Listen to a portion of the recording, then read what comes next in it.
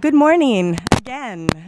Thanks to all of you who are here. We're going to start our second technical session of today's Forest-Based Bioeconomy Day, realizing the potential of the forest-based bioeconomy through sustainable wood. So, halting and reversing deforestation and forest degradation by 2030 has gotten a lot of attention in this space for a long time. And now, of course, it's enshrined in the COP decision from last year.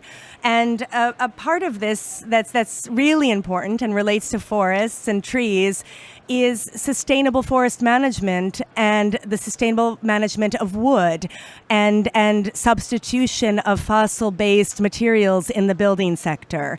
But there's a lot less known about this area than what we know about halting and reversing deforestation. And so that's why we really wanted to convene this session today as part of the Bioeconomy Day. And I'm really pleased to welcome our keynote speaker, who will frame today's discussion, Ms. Monique Frison, the Director General of the Trade, Economics and Industry Branch of the Canadian Forest Service. So Monique, over to you to help us understand this issue and why it's so important. Thanks.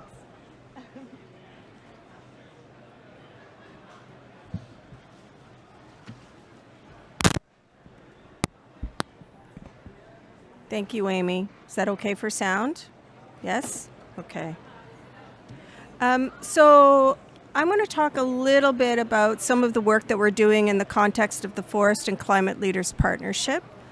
Building with wood is an area that Canada and the Canadian government have been working on domestically for maybe about 10 or 15 years.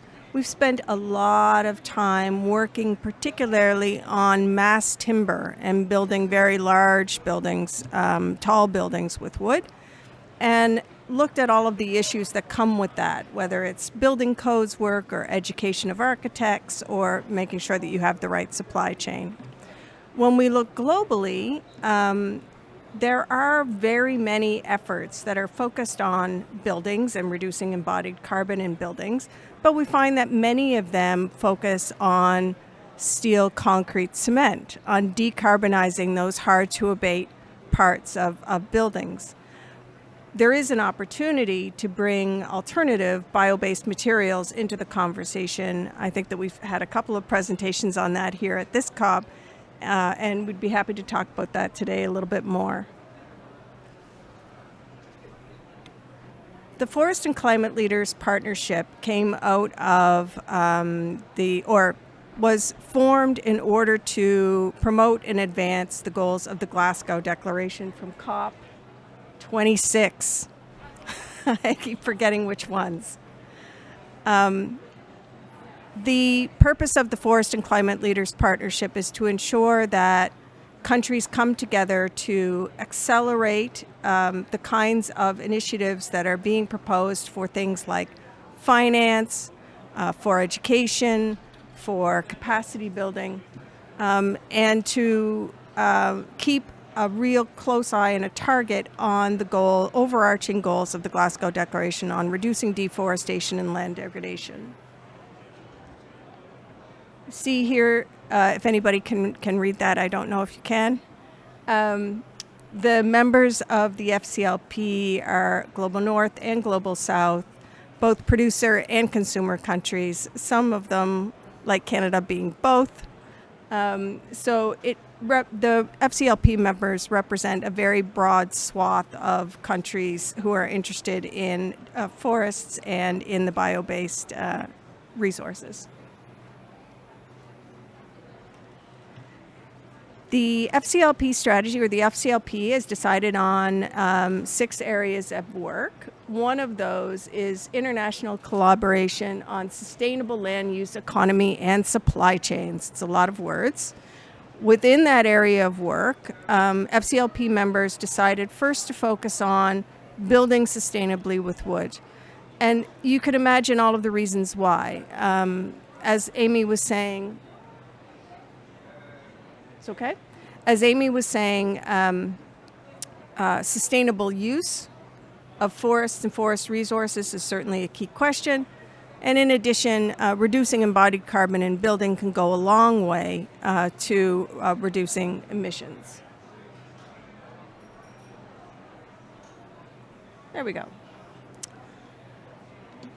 So you can see here the goal of the Greening Construction with Sustainable Wood initiative, and I want to spend a minute talking about the sustainable word, because it isn't natural for some of our partners and colleagues to talk about ending deforestation and the use of wood in the same breath. I'd want to talk about sustainable use, though, because I think we all know that there are very many things that we expect from the forest. We want the forest to store carbon. We want it to cool our air, provide habitat, produce clean water, ensure that there's healthy soil. But we also need resources from the forest in order to create bioproducts. Bioproducts that can promote a circular economy, that can reduce the carbon that we're emitting into the atmosphere, that can store carbon for a very long time, especially when those forests, that timber from forests is being used in a building that might exist for 100 to 150 to 200 years. The question then becomes, how do you take resources from the land base in a way that ensures that you're not taking away from the other purposes of the land? And in Canada, we've landed on a sustainable forest management approach that incorporates elements like planning at what they call a landscape scale. So looking at the entirety of a very large forested landscape and saying, what do we need to put in place to ensure that this still functions as a good forest, resilient forest, for the next 150 to 200 years? And then beyond that, we have management plans that might be for the next 40 or 50 years that feed into that larger plan. And then there are yearly or every couple of years decisions that might be made depending on what is actually happening on the land base, like maybe there have been a lot of forest fires. Maybe a pest disturbance has gotten really bad. Maybe there have been other demands on the land base, whether that's development or municipal expansion or whatever it might be, that then changes how we need to manage the land base as well. So thinking about making sure that whatever we take not only is used for long-term purposes. If anything is taken that is used for a shorter term purpose, then perhaps ensuring that it can be circular and used and reused, and ensuring that we practice sustainable forest management for anything that we take from the forest is really very, very key to the work that we're doing here. So I think that would be all that I would want to cover this morning. A lot of the work that we're doing within the FCLP is fairly technical. We had a field tour in British Columbia this last year, where we covered everything from going into the forest and looking at sustainable forest management through to creating timber for housing, to talking to municipalities, to cities about how they thought about building codes and how they created policies and regulatory frameworks to enable building with and lowering embodied carbon in their buildings, all the way through. And that was very helpful, I think, for many of the participants to get a sense of the kinds of things that governments particularly can bring to this space, whether that's around creating the right policy and regulatory frameworks or around education and bringing other partners like architects and builders and cities into the mix.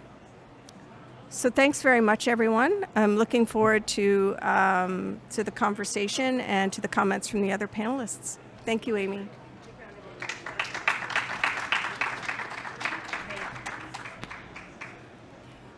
Monique, thanks so much for setting the stage and for Canada's leadership on this important issue. I mean, in the last session, we also had the future co-chair of the Forest Climate Leaders Partnership, Guyana, and you can see how this forum is really able to push forward a few key issues, and this is absolutely one of them. So thanks for that. I'd now like to introduce our one virtual speaker for this session, my colleague from FAO, Senior Forestry Officer Thais Juvenal. Thais, before joining FAO many years ago, held senior positions in the Brazilian government. She was a negotiator for the UNFCCC. She was then in the UN RED program, and now she's really promoting this sustainable wood for a sustainable world initiative. So she's really somebody who can bring these worlds together. Thais, I hope you can hear us, and over to you for the presentation. Thank you very much, Amy. It's a great pleasure to be here today. I'm sorry my voice might be a bit rough. I think those are the first words I have spoken today. Ross is going to help me with the slides. I had an internet connection problem. So it's a great pleasure to be here to introduce the Wood for Globe project. The project was led by the Union of Forest Research Organizations, UFRO, in collaboration with the FAO and with the Center for Bioeconomy of the University of Natural Resources and Science in Vienna, Baku. The project was financed by the Forest Fund of the Republic of Austria, an initiative of the Federal Ministry of Agriculture, Forestry, Regions, and Water Management. Next, please. As you can see, the objectives of the project, they were to facilitate the establishment of policy networks and platforms, to leverage knowledge exchange and good practice, and to promote the dissemination and uptake of scientific evidence with one basic hypothesis, that wood is a potential solution for urgent global challenges. Next, please. So the project was organized across three main outputs. It delivered stock-taking of policies and initiatives globally, mobilized expertise of policymakers and scientists, and promoted exchange of knowledge, experience, and good practice. Next, please.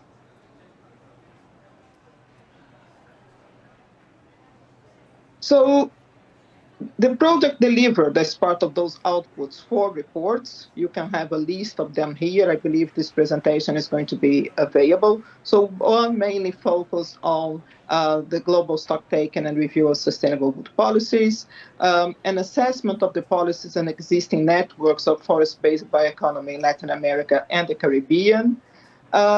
We also had a very good report on wood products for climate change mitigation in the Asia-Pacific region, and the scientific background paper, Sustainable Use of Wood in Construction, Textile, and Packaging Sectors.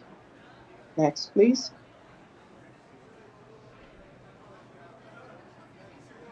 So the results of the stocktaking and review of sustainable wood policies revealed that we cannot talk about sustainable wood policies yet, that data on wood production, consumption, and trade and life cycle is still insufficient, and that awareness of wood as a potential carbon neutral solution is still low. Moreover, the report points out to the lack of a common definition of bioeconomy, and that this is still hindering policy development.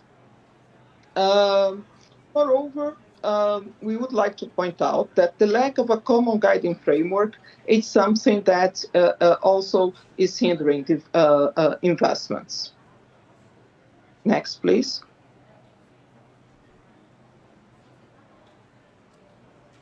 So when we look at the Asia-Pacific report, and this is a report that is very, I think, interesting for this audience we're reaching today, the climate change audience. The report focused on carbon emission reduction in Asia-Pacific region, provided an in-depth assessment and the issues affecting wood as a climate solution. Only 6 of 34 countries in the region report on net emissions from wood products to the UNFCCC. Australia, China, Lao People's Democratic Republic, Japan, Mongolia, and New Zealand. Among those, Laos PDR reports positive emissions. Assessing the potential future contribution of wood products to climate mitigation is complex. Analysis needs to include estimates of net emissions across the entire production line system and usage of wood and alternative products over long time frames. So it's important to understand that it's possible, it's an opportunity, but it's also complex and capacity building is needed. Next, please. The report also brought us some more insights and concluded that higher value, long-lived products such as sawn timber and engineered wood products, extending lifetimes of these products and using them to substitute for energy-intensive products are important pathways to increase carbon stocks in wood products in the next 10 to 20 years. The issue of lack of reliable data and models for reporting appear together with the need of harmonized framework that will allow for global consolidation. More important, the report flags the potential for sustainable supply of wood in case of the wood solution. Is that in the longer term, over 500 million hectares of degraded forest land of marginal or retired farmland in the region could be used to expand area and sustainably produce more wood and wood products for use in the region. Here, the authors identifies wood as a long-term win-win approach for restoration, climate, and livelihoods. And this is a very important conclusion because a natural question that always comes up when we're talking about sustainable wood is about where the supply is going to come from. Next, please. We had a similar consultation in Latin America, but more focused on bioeconomy. And in Latin America, it was very interesting that we're still dealing with a very fragmented landscape in terms of awareness and also in terms of knowledge. It's interesting because the region has a very developed forest sector and a very high forest density and organized local communities. And potentially because of that, it's more difficult to come up with an approach that reunites all these visions together. Next, please. So in terms of recommendations of Latin America, we had the emphasis on subnational and local policies, the need to integrate technological advancements with nature conservation, the need to harmonize with other sustainability frameworks, enhancing data-driven decision-making, and safeguarding community interests. Next, please. In Africa, when we made some consultations, the picture is completely different. And in Africa, we can see that there is still a need to advance sustainable forest management, advance the wood value chains. So the Central Africa, for instance, is focusing on value addition and sustainable supply. And the continent is increasing investments in sustainable, fast-growing tree planting to support this wood as a solution value chain. But it's still a need of increasing productivity, increasing value added, and they need international cooperation. South-South cooperation was mentioned by all stakeholders in the region as a potential pathway for them to embrace this. Embrace wood as a climate and a sustainable development solution. Next, please. Another aspect addressed by the project was communications. The audience and media consumption analysis revealed ways different age groups and get their information from, and their perceptions in different geographies. Next, please.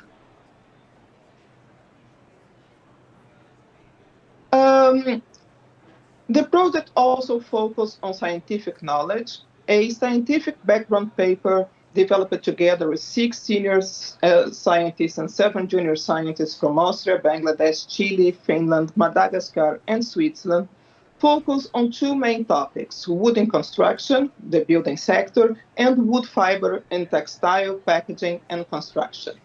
Next, please. We have 3 key messages emerging from these studies. The first, that the use of wood in textile and packaging products is a significant business opportunity. However, conditional to a stable and sufficient supply of proper quality raw materials and extensive investments, especially in the global south countries. The substitution effect of fossil alternatives can vary significantly, because the impact of greener alternatives is highly dependent on local conditions.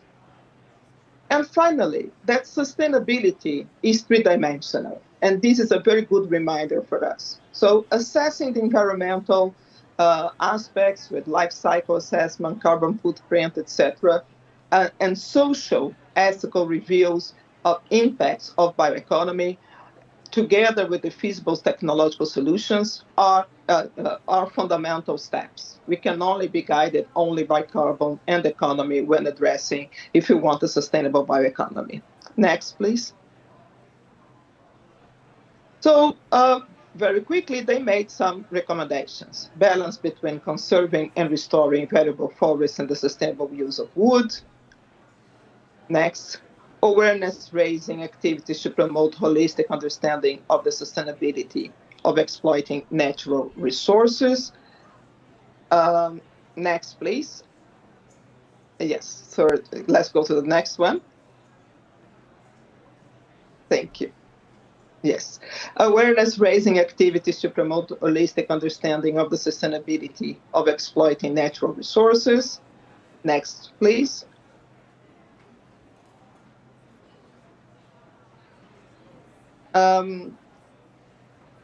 Cascading from highest added value to return to nature. So eventually, the conclusions of this project is that we have a big opportunity ahead of us. Technology has made wood an accessible and responsible solution for addressing various developmental goals. We need robust carbon accounting, sustainable forest management, and assessment of impacts on livelihoods and local communities to ensure it contributes to reducing carbon emissions, poverty, hunger, and inequality as a true example of sustainable bioeconomy. For doing that, we need more policy exchange and sharing of lessons to advance normative work and technical cooperation to strengthen linkage between sustainable wood policies, climate policies, green cities, and the bioeconomy, and to increase collaboration, to accelerate awareness raising and skills development to deploy sustainable wood solutions, and to build partnerships to develop and implement targeted and impactful local actions. Next, please. So we had we culminated all these results with the global advocacy. So we need policy action, we need global advocacy, and I know this topic is coming back as part of the presentation of Austria at the end of the panel, but in July in FAO, we had a strong call for this Wood for Globe as emerging as part of this Wood for Globe project, the leading pathways to carbon neutrality and resilience. So here you can see very quickly a list of those who joined this call, and that generated a, next please, and that generated this call for action with some key points to accelerate adoption of the sustainable wood solution.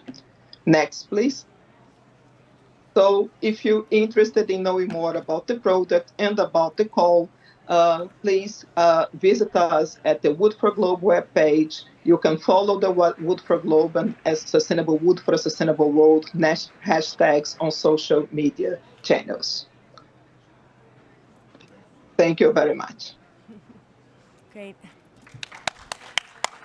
Thank you, Thais, and I hope that you can hear everybody in the room clapping for you. Excellent presentation, really. Thank you so much for waking up early in Rome to do this. And so we'd like to now turn over to a pretty exciting panel discussion, a diverse panel today. And I'd like to call Monique back up to the stage if you would like. If you could take a seat also on the panel, that would be great. And I'd like to introduce our three other panelists who are first, Ms. Miho Echizen, the Assistant Director for International Affairs, Forest Carbon Sink Strategy Office of the Forestry Agency of Japan. Ms. Nasra Nanda, the CEO of Kenya Green Building Society, and Ms. Magdalena Lachner-Unger, the Federal Ministry of Agriculture, Forestry Regions, and Water Management in Austria. And it just struck me that we have an all-female panel on a topic of wood. This is this the first time ever? Okay, and and it just struck me now, so I don't even think it was intentional. We just brought the best people, and here they are. Okay. So I'll just moderate from up here because we only have the 4 seats. So I'll start, in fact, with Nasra first. Let's see, we have a couple mics. Yeah. So, Nasra, drawing on your experience working with a broad range of civil society, private sector, and government representatives, including in Kenya and the Global South, what do you see as the current challenges and barriers preventing greater uptake and substitution toward green building materials like sustainable wood? And how can those challenges and barriers be addressed? Firstly, thank you so much, and good morning, everyone. I think, firstly, from a Global South perspective, saying we're championing sustainability by focusing very narrowly on buildings or materials is definitely a mismatch in terms of how it can apply in a market. I think for the Global South, what's extremely important is to understand that when you're talking about sustainability, what are you trying to do, or what are you trying to achieve? And for me, sustainability is about championing dignity, championing well-being, championing the use of natural resources, not depletion of resources.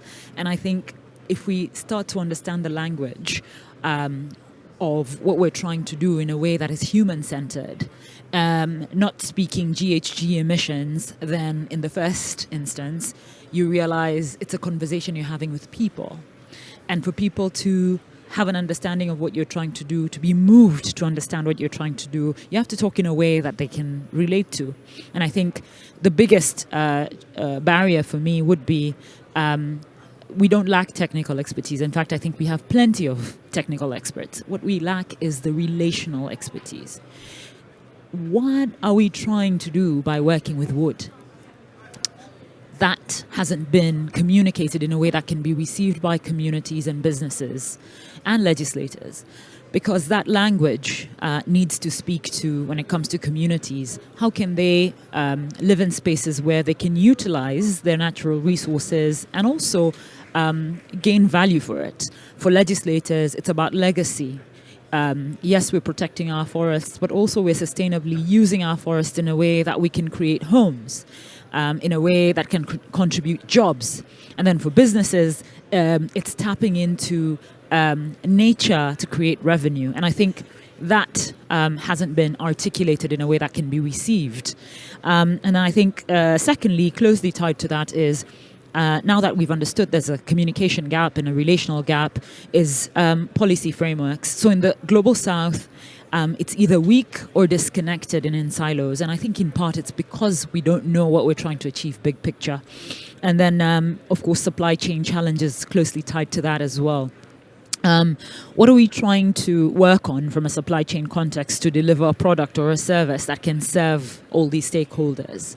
And so all of them are really connected. And, you know, as a result of that, then you have the private sector feeling that this is not a component that they can drive, or smallholder farmers or forest associations not pushing for it because there's also the perceived cost around it. There's no push for tax incentives. And then, of course, there's the cultural perception. When it came to development and modernization, the Global South felt that it needed to change to adapt to Global North standards because that is what was seen to be progressive.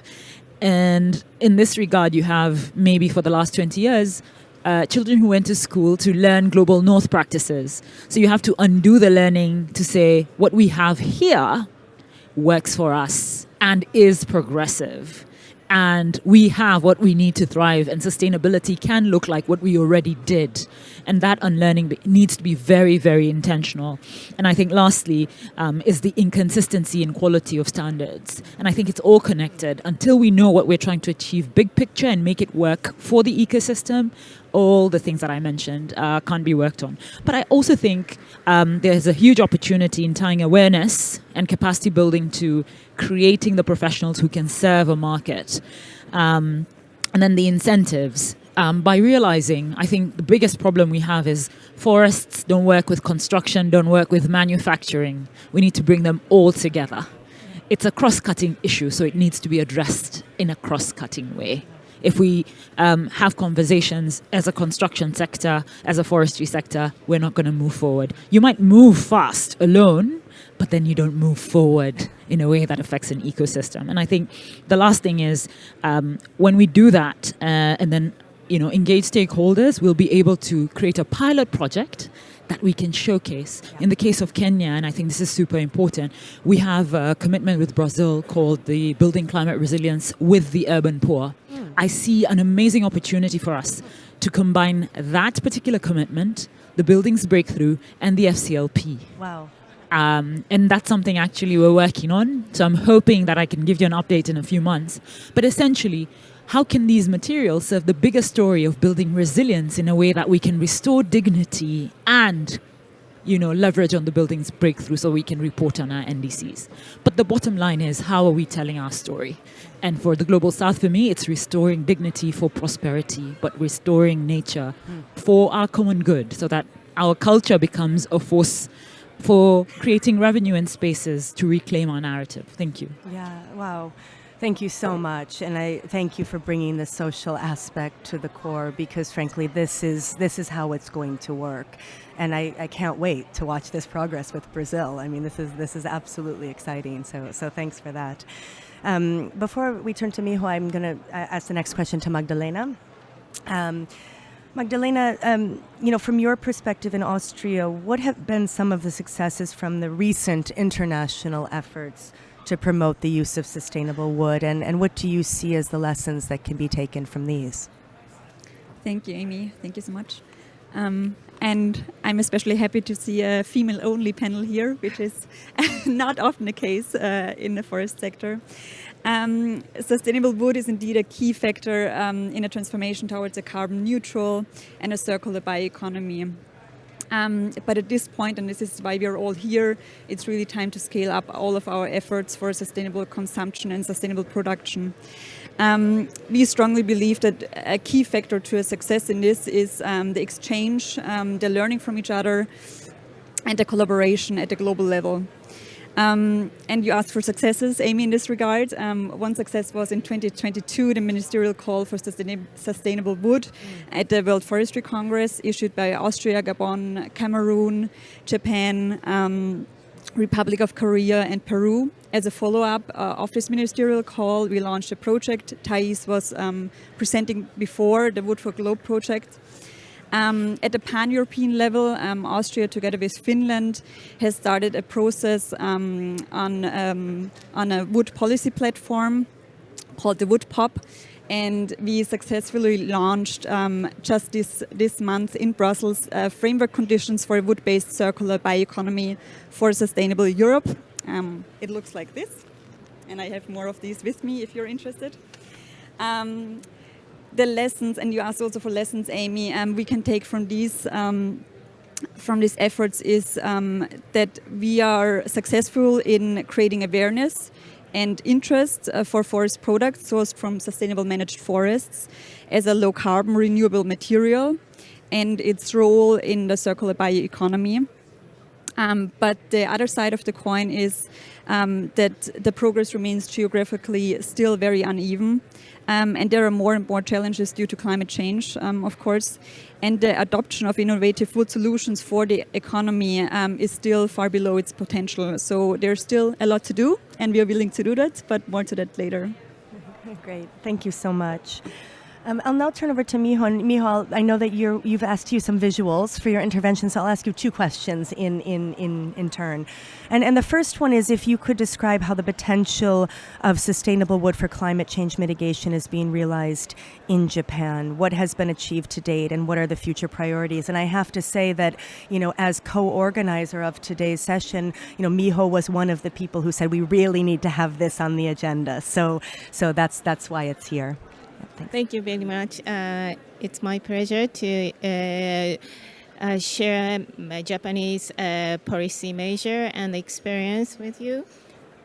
Thank you. Okay. Japan. Next slide, please. Japan has a long history of using wood in construction and daily life. You may know, the old wooden temple and shrine in Japan. We have abundant domestic forest resources, with forest stock increasing sixfold over the past 50 years. However, modernization has led to the use of materials other than wood in buildings, and resulting in underutilization of these rich wood forest resources. In the construction sector, while 80% of low-rise residential buildings are wooden, but the rate of wooden structure in mid to high-rise building and non-residential buildings remains low. The government has promoted wood use in mid to high-rise and non-residential building for utilizing the wood resources. Next slide, please. The government has been improved technical constraint and amended the building code and regulations. They are the part of the obstacle of promoting wooden construction. And in 2010, a law was established to promote the use of wood in public buildings. And 10 years later, in 2021, the law was amended to extend its scope to private buildings. Under this law, building owners and constructors can enter into agreement with the national or local government to promote the use of wood and receiving technical advice and financial support. Additionally, Wood Use Promotion Month and Wood Promotion Day has been established to provide the opportunity to educate the public about the benefit of using wood. Next slide, please.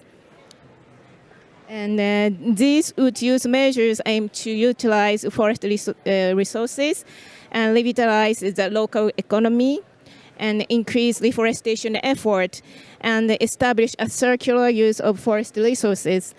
We are confident that these measures will contribute not only to carbon neutrality, but also to the achievement of the SDGs. Thank you. Okay.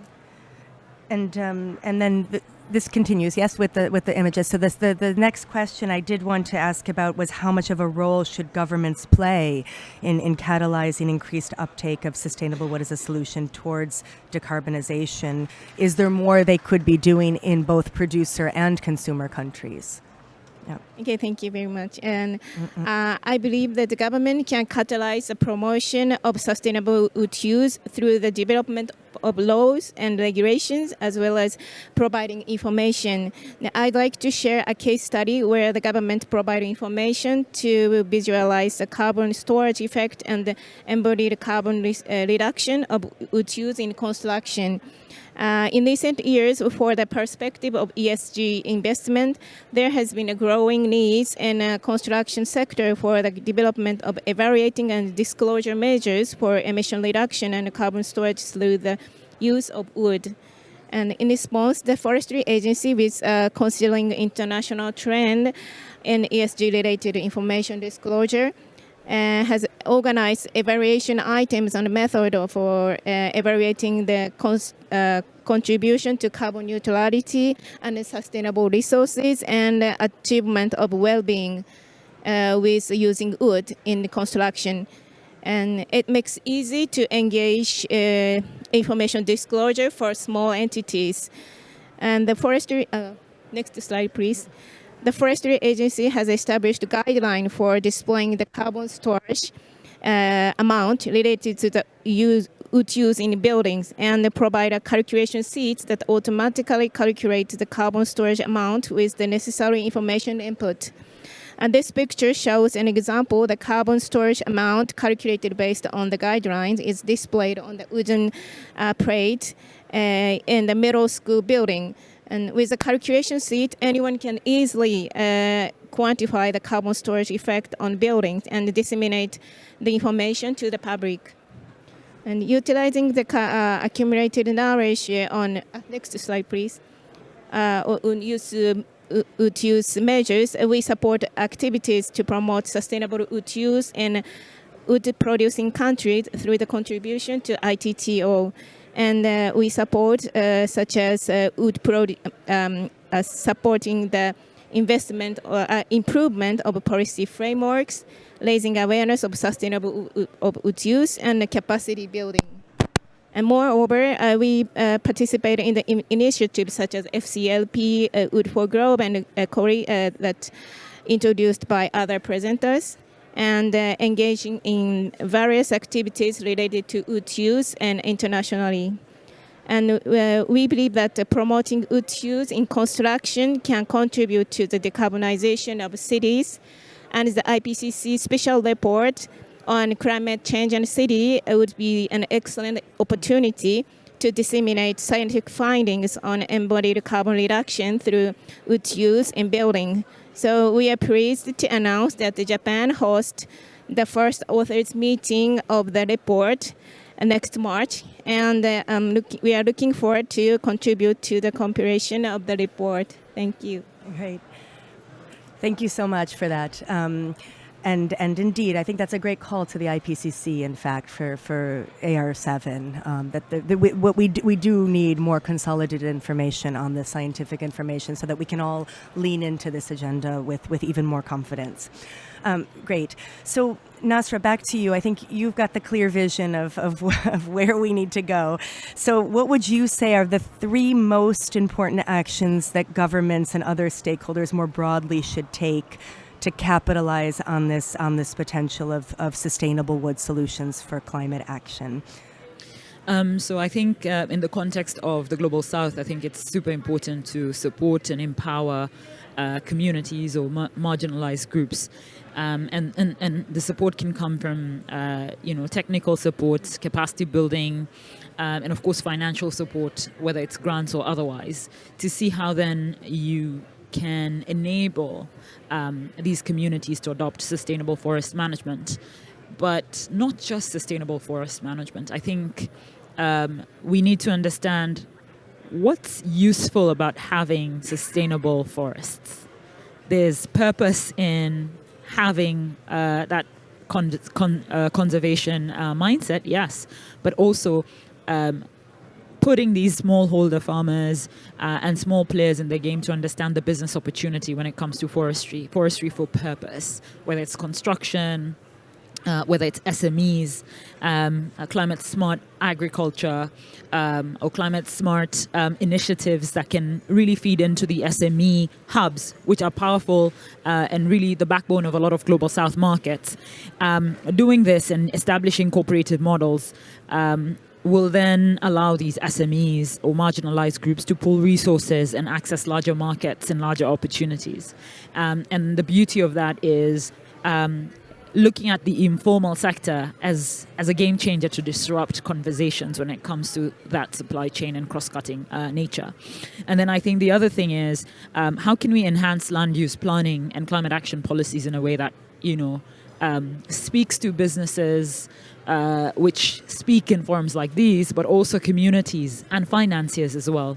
I think the government needs to be retrained in understanding how natural assets can be business opportunities. You have a portfolio when you think about forestry and construction, but how can you make it work for people, for nature? And I think that mindset would really enable the government to then be in forums to ask and leverage for partners, investments. And I'm really excited about the FCLP because it's a real game-changing opportunity for the Global South to demonstrate leadership. Within the context of cities, you can have microforests, which could then potentially unlock opportunities for biodiversity credits and not just, carbon finance. But separately, bringing different sectors together, that means green jobs. And I think the government can really leverage forests as a platform for unlocking green jobs. And of course, with green jobs, then it means more young people can be involved in creating an innovative solution for the market. So I think that's key. And so bringing all that together, support through technical and financial platforms, public-private partnerships, and then enhancing the policies to work for profit, for community, and for prosperity. Thank you. Great. Yeah, thank you so much. So finally, we will go back to Magdalena before we turn over for a few questions. And, we've got this new exciting news coming from Austria about the new country and organization-led initiative focused on sustainable wood. We've got a full house here. We've got people online. What is this? Why should we be excited? Yes, indeed, Amy. Thank you so much. I'm also very excited because it's keeping me busy the last months and weeks. Following our high-level dialogue on Wood for Globe in Rome this summer, we got the feedback from countries, from organizations, but also from the private sector that we should intensify the dialogue on sustainable wood for the bioeconomy. And the rationale behind we're starting yet another initiative is that as the demand for forest resources is growing, the supply has to keep pace with it. But this requires policy settings with advanced planning to have these forest resources as at hand, as you know, as well as account for a number of supply challenges. As there are land use competitions, rising land values, risks to growing conditions as climate change, diseases, pests, and so on, and also difficulties in predicting the future markets for the wood as such. To tackle all these challenges and to discuss these topics, we decided, together with some countries and organizations, to start the country organization-led initiative on sustainable forest-based bioeconomy approaches, which is a very long name. So there's another acronym to learn. It is COLI. And we are partnering up with countries as Australia, Canada, the US, Finland, Japan, and also Turkey, and as organizations, FAO and IUFRO are on board. And we are coordinating our work in 3 pillars. Pillar 1 is our cooperation with FAO and our contribution to the main recommendations of the 27th session of the Committee on Forestry this year. And also together with FAO, we are coordinating also an outreach to the global south. Pillar 2 is the multilateral dialogue we are leading with different actors, and a corresponding science policy cooperation IUFRO is leading. Pillar 3 is finally a country-led initiative under the umbrella of UNFF, and which will take place as a COLI summit in winter 2026 in Vienna, Austria. Further activities of this COLI are a global webinar series we're hosting in 2025 together with the FAO, a side event at UNFF 20 next year, an international conference on wood health and well-being we're organizing together with Japan in Osaka next year, back-to-back with the Expo, and as said, the proactive outreach to the Global South. The outcomes of this new process will be brought to the attention of UNFF 21 and COFO 28, both taking place in 2026. So we have a tight time schedule, and our work will really focus on the next 1.5 years. And we're very excited to start this initiative, and whoever is interested to collaborate within their capacities are very welcome to join us. Thank you. Fantastic. We'll definitely count on FAO for our engagement, as you already mentioned. And anybody else who wants to join, talk to Magdalena after the session. We probably have time for one question, one or two if they're quick. Anybody from the audience, question, comment? Yes, in the back there.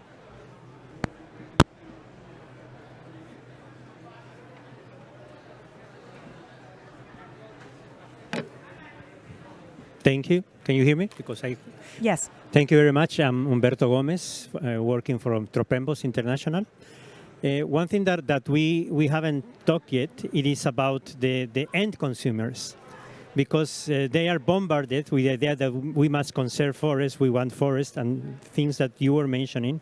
And at the same time, we are convinced that the way to save forests is using the resources that are there. So maybe from your perspective or from Kenya, what is needed to grow the awareness of the people at the end? Because we all talk about technical things and we know about this process and the rationale that is behind that. But at the end, the last people that is going to buy some product is bombarded with the idea that we must conserve a forest, and we have the other idea that you have to use resources from the forest. So what can we do to grow the awareness and the conscience of the end consumers? Yeah, you could start out. Yeah. Great. So I like your question, and it goes back to what I was saying, having the big picture in mind. So as you're talking to the market, understand, yes, there's a component of conservation, but the reality of the people is to understand what is it that they use wood for. In Kenya, it's cooking, one of the things that they utilize it for, and secondly, potentially construction.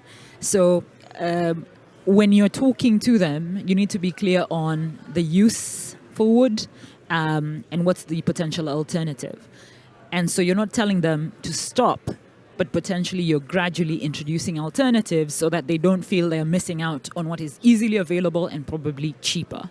Until you have that conversation, you can't introduce behavioral change and also move things forward. And that's why it's important to actually talk to the consumers first, so that in your stakeholder engagement, you're creating solutions which are mindful of the market before jumping into policies and incentives. Thank you.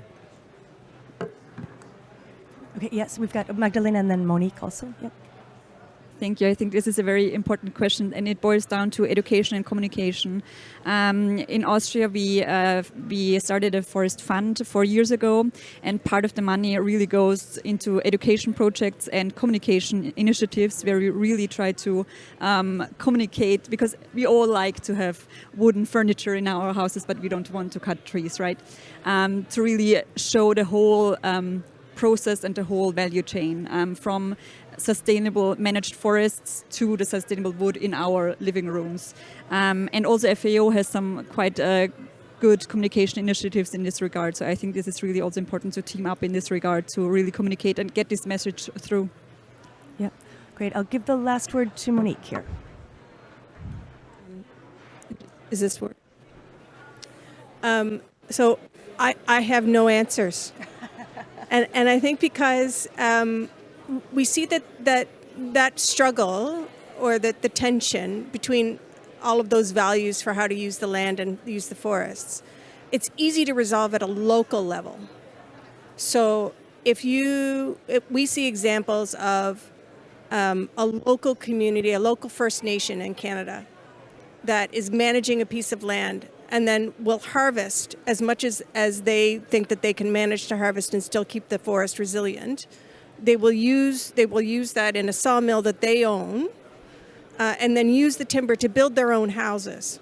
So at a local level, it's very easy to solve, and it's very easy for people to see the concreteness of it. I think when you get into urban environments, it gets much more difficult, because like my colleague was saying, we want the wooden furniture, but we don't want to cut down trees.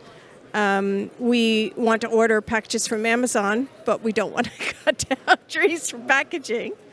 When we think about GHG emissions, we think about only a one-way flow. We think only about fossil fuels, right? We think only about the GHG being released. We don't think about, or it doesn't occur to us to think about a biogenic carbon cycle where everything is supposed to go in a circle. including with use and reuse and planting more trees and cutting them down and planting more trees to grow and absorb more carbon and all of that. I think it's a really big challenge for us, and like I said, I have no easy answers, and I think it's just the people who understand all of the complexity of all of those things continuing to talk about it. Yeah. Thank you. I think those were the perfect last words to end on. So a huge round of applause for these amazing ladies, experts, leaders in their fields, and it's just there's obviously interest in this topic. Look at the room. So I think we'll just continue. Don't go away. In 10 minutes, 11:35, we start the finance and investment in forest product value chains for climate action. I see our Green Climate Fund representatives already here. We've got others arriving, so don't go away, but take time and do talk to our panelists before they head out. Thanks.